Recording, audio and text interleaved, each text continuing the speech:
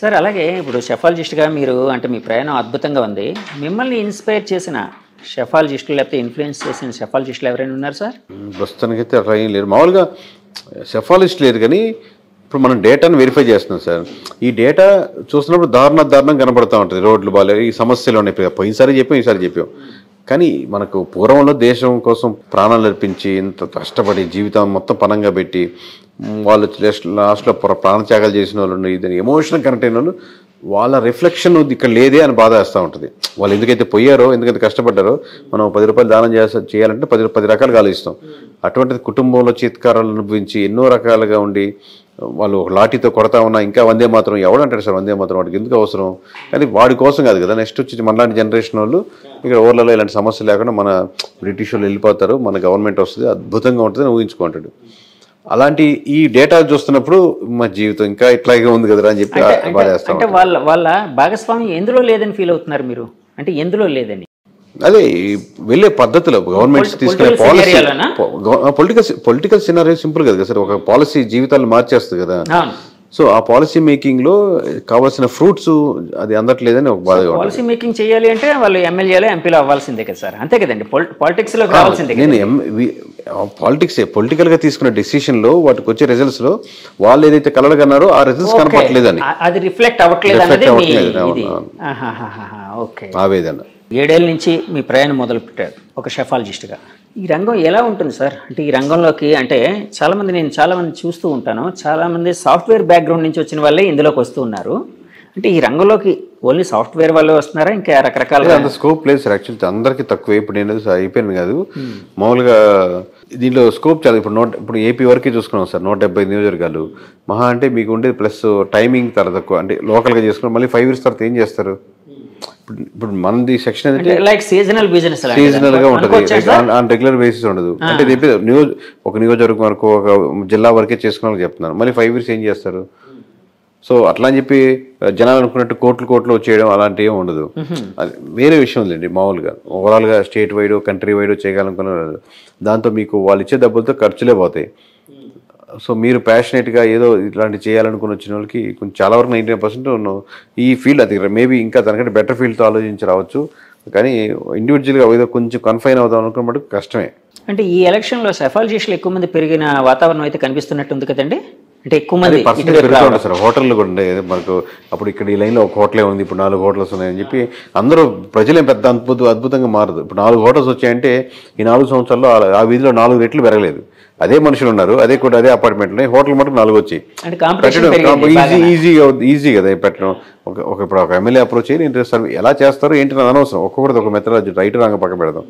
So అలా సంవత్సరాలు పెరిగే కొద్దీ ఈజీ అవుతుంది. బట్ క్రీమీ లేయర్లో కొన్నే ఉంటాయి ఆబ్వియస్లీ. మీరు ఇప్పటి వరకు ఏ పార్టీకి సార్ వర్క్ చేశారు? అన్ని పార్టీలు వర్క్ చేస్తాం. టీడీపీ అందరికీ ఇండివిజువల్ గానే, పార్టీగా కాదు.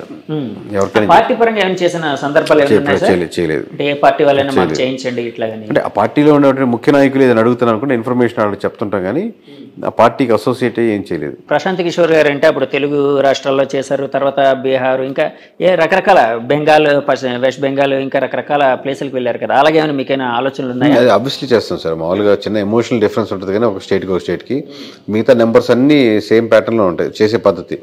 ఇప్పుడు మీరు తమిళ్లో ఇంటర్వ్యూ చేయాలంటే ఓన్లీ భాష డిఫరెన్స్ చెప్తే ఎలా అడగాలి, ఎలాంటి క్వశ్చన్ అడగాలి, ఎమోషన్ అన్ని ఒకటే ఉంటుంది. సో లాంగ్వేజ్ ఒకటే బ్యారియర్ కదా. సో అట్లాగా చిన్న ఇబ్బందులు ఉంటాయి. బట్ అక్కడ లోకల్ టీమ్ని మనం ఇన్వాల్వ్ చేసుకొని వాళ్ళతో వెళ్తే ఎక్కడైనా చేయొచ్చు. ఇండియా మొత్తం మీద భారతదేశం అనేది వసుదైక కుటుంబం అంటారు. అంటే డిఫరెంట్ పీపుల్, రకరకాల లాంగ్వేజ్ పీపుల్ ఉన్నా కూడా వాళ్ళ ఎమోషన్ అనేది కనెక్ట్ చేస్తూ ఉంటుంది భారతదేశాన్ని. సో అందుకే ముందుకు వెళ్ళగలుగుతుందని చాలాసార్లు చెప్తూ ఉంటారు కదండి. నేను దీన్ని అంటే మీకు పొలిటికల్ సినారియోలో అడుగుతున్నాను. భారతదేశంలో ఓటరు అంటే రకరకాల ప్రదేశాల్లో ఇందాకలు అన్నారు కదండి, ఒక్కొక్క చోట ఒక్కొక్క ఓటరు రకరకాల సమస్యలు లేకపోతే రకరకాల ఆలోచనలు, రకరకాల డెవలప్మెంట్ కోరుకుంటూ ఉంటాడు ఇలాగని. కానీ వీళ్ళందరినీ కనెక్ట్ చేసే ఏదైనా అంశం ఏదైనా ఉందండి భారతదేశం పరంగా చూసుకోవాలంటే ఓటర్ని? భారతదేశమేనా? మరి అలాంటి ఇప్పుడు ఇండియా కూటమి గెలవడానికి అంటే కొంచెం పుంజుకోవడానికి అదే కారణం అనుకోవచ్చా? అట్లా ఉంటుంది సార్. ఇండియా I.N.D.I.A అది ఇండియా కాదు కదా. ఇండియా వేరు, ఇండియా అనే ఎమోషన్ వేరు. అది ఇండియా కూటమి రేపు పొద్దున గెలవచ్చు ఓడవచ్చు, అట్లా కదా. ఇండియా పేరుని పెట్టుకున్నామని ఇండియా కూటమికి ఎక్కువ వేద్దామని, భారతీయ జనతా పార్టీలో భారతీయ ఎక్కువ ఉందని భారతీయ జనతా పార్టీకి వేయడం, కానీ జనసేనలో సేన ఉందని సేనకి వేద్దామని అట్లా ఉండదు.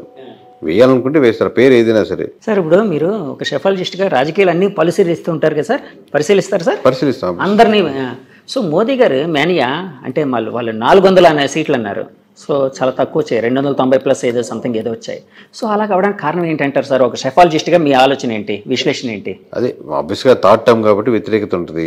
అలాగే 2 times టర్న్ చేస్తున్నారు కాబట్టి ఇంకా వాళ్ళు పుంజుకుంటున్నారు. అట్ ది సేమ్ టైం రకరకాల కాంబినేషన్ వచ్చాయి. ఆ సబ్జెక్ట్ మనం నేషనల్ వేరే టాపిక్ పెడదాం. బట్ ఓవరాల్గా జనరలైజ్ చెప్పాలంటే ఈ ప్రధానమైన అంశాలు ఏంటంటే, ఆబ్వియస్గా బీజేపీ ఉన్న కోర్ ఓటు బ్యాంకింగ్లో బీజేపీ పడేదంతా బీజేపీ ఓట్ బ్యాంకింగ్ కాదు, బీజేపీ కోర్ ఓటర్స్ ఉంటారు.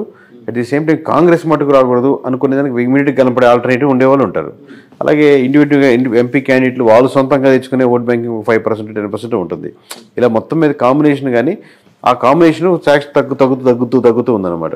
సార్ నా లాస్ట్ క్వశ్చన్, ఒక షెఫాలజిస్ట్గా మీరు ఆలోచిస్తూ ఉంటే 2029కి అంటే యాక్చువల్గా చంద్రబాబు గారు అంటే 75 ఏళ్ళు చాలా అంటే నవ యువకుడిలా పోరాడారు, చాలా గొప్పగా పోరాడారు. సో వ్యతిరేకులు కూడా ఆయన ఫైటింగ్ స్పిరిట్ని చాలా మెచ్చుకుంటూ ఉంటారు. సో 80 ఏళ్ళు వచ్చేస్తాయి ఆ టైంకి, అంటే నెక్స్ట్ ఎలక్షన్కి. సో ఆ సమయంలో ఒక యంగ్ బ్లడ్ అనేది అవసరం, ఒక యంగ్ లీడర్స్ అనేది అవసరం. ఇప్పుడున్న యంగ్ లీడర్స్లో పవన్ కళ్యాణ్ గారు అండ్ లోకేష్ గారు టీడీపీ, పవన్ కళ్యాణ్ గారు జనసేన.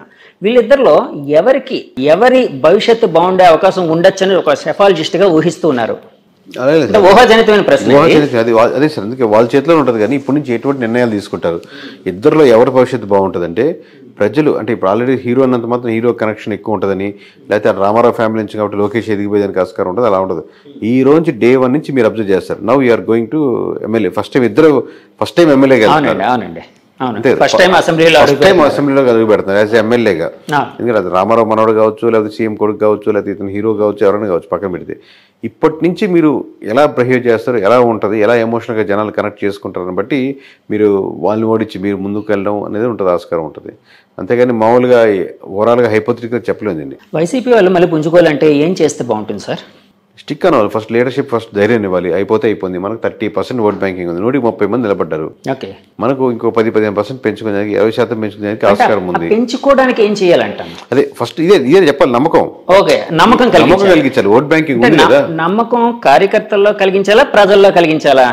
వాళ్ళు ఇద్దరికి దాంట్లో కార్యకర్తలు అనేవాళ్ళు వాళ్ళకి అనుసంధానం మధ్యలో ఉంటారు.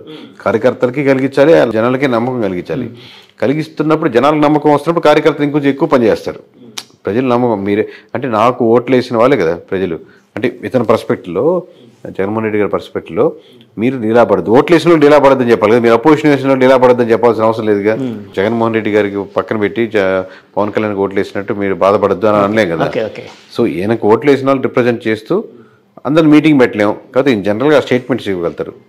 వాళ్ళకి చెప్పి వాళ్ళకి మోటివేట్ చేసి ఇది ఫర్దర్ ప్లాన్స్ అని ఎక్స్ప్లెయిన్ చేసి ఒక్కొక్క స్టెప్ బై స్టెప్గా మరీ చేసుకోవచ్చు. సార్ మీరు ఇప్పుడు 2019లో మీరు చెప్పింది జరిగింది అంటే సిమిలర్ ఆల్మోస్ట్ యాక్యురేట్గా వచ్చింది, అలాగే 2024లో కూడా వచ్చింది. ఆ ఫిగర్స్ అంటే యాక్చువల్గా మామూలుగా మీరు ఒక షెఫాలజిస్ట్గా ఒక శాస్త్రీయ పద్ధతిలో చేస్తూ ఉన్నారు, ఒక నెంబర్ చెప్తారు, అది నిజమైనప్పుడు మీకు ఎలాంటి ఆనందం కలుగుతుంది, ఎలాంటి ఫీలింగ్ కలుగుతుంది? చూస్తున్నాను సార్, మామూలు నెంబర్ +5 లోపలే ఉంటుందని ముందుగా ఎక్స్పెక్టేషన్. 5 అనేది అది ఎంత దగ్గరగా వచ్చి ఏదో ట్రైన్ S1 దగ్గర S1 ఆగినట్టు, S2 దగ్గర S2 ఆగినట్టు అలా వచ్చి దగ్గరగా హ్యాపీ, దానికి ఆనందమే. అంటే మనం ఇంత బాగా చేసామని కాన్ఫిడెన్స్ అయినా బూస్టప్ అవుతుందా? కాన్ఫిడెన్స్ మామూలుగా పెద్ద డిఫరెన్స్ లేదు సార్, మామూలుగా అలాగే ఉంది. కానీ ఓకే చిన్న నెంబర్ వచ్చి ఆగింది కదా అనేది ఒకటి అంతే. టూ మచ్ ఎక్సైట్మెంట్ ఏం లేదు, టూ మచ్ బాధ లేదు. ఆ దాటితే అబ్బా ఎందుకు మిస్ అయిందని ఆలోచించిన వాళ్ళం, దగ్గరికి వచ్చింది కాబట్టి ఓకే మన బాగానే ఉంది రైట్ అంతే. మీ నుంచి నెక్స్ట్ బ్లాస్టింగ్ నెంబరు ఏ స్టేట్ ఎలక్షన్కి సంబంధించి ఉండొచ్చు? అదే చూద్దాం సార్. ఇప్పుడు ఇంటర్వ్యూలు అయిపోయాక మళ్ళీ ఇప్పుడు ఏ స్టేటా, మన GHMCకి వెళ్ళాలా, ఢిల్లీ వెళ్ళాలా, లేకపోతే ఇంకో స్టేట్ వెళ్ళాలా, రకరకాలుగా ఆప్షన్స్ ఉన్నాయి. ఒకసారి కూర్చొని అంతా అయిపోయాక డిస్కస్ చేసి టీం ఎలా బిల్డ్ చేసుకుందాం, వేరే స్టేట్స్ అంటే ఎలా చేయాలి, రీఆర్గనైజ్ చేసుకున్నాం, మంచి స్ట్రక్చర్గా బిల్డింగ్ తీసుకొని ప్రాపర్గా చేసి కంట్రీ వైడ్గా చేసే కెపాసిటీ ఉందని నమ్ముతున్నాం. ఇంకొంచెం స్ట్రెంగ్స్ కావాలి దానికి, ఈ లెవెల్కి సరిపోదు. ఒక ఆర్గనైజేషన్ స్ట్రెంత్ లాగా చేసుకొని ఇంకా పొలిటికల్ అకాడమీని ఒకటి స్టార్ట్ చేస్తున్నాం, కేకే పొలిటికల్ అకాడమీ అనుకుంటున్నారు సార్. చేద్దాం అనుకుంటున్నాం. అంటే ఏంటి సార్ పొలిటికల్ అకాడమీలో ఏముంటుంది? అంటే ఇప్పుడు సడన్గా వచ్చేసి ఎమ్మెల్యే అవుదాం అనుకున్న వాళ్ళు, లేదా ఆ ఫ్యామిలీస్ నుంచి వచ్చిన వాళ్ళు, లేదా బయట వాళ్ళు కానీ వాళ్ళు మాట్లాడడం రాదు, లేదా సరిగ్గా కాన్ఫిడెంట్గా మాట్లాడలేరు, లేదా ఇలా మీలా ఇంటర్వ్యూ క్వశ్చన్స్ చేసినప్పుడు ఎక్కడి నుంచి స్టార్ట్ చేయాలి, ఎక్కడ ఎండ్ చేయాలని, అలాగే వాళ్ళు ఆ జిల్లా నియోజకవర్గ సమీకరణాలు ఏంటి, పరిస్థితులు ఏంటి, సమస్యలు వెళ్ళినప్పుడు ఏ కమ్యూనిటీ వెళ్ళినప్పుడు ఎలా బిహేవ్ చేస్తే బాగుంటుంది, అలాగే కంట్రీ గురించి ఏదైనా ఒక నాలెడ్జ్ ఉంటే బాగుంటుంది, ఇంటర్నేషనల్ అఫైర్స్ గురించి కొంచెం నాలెడ్జ్ ఉంటే బాగుంటుంది.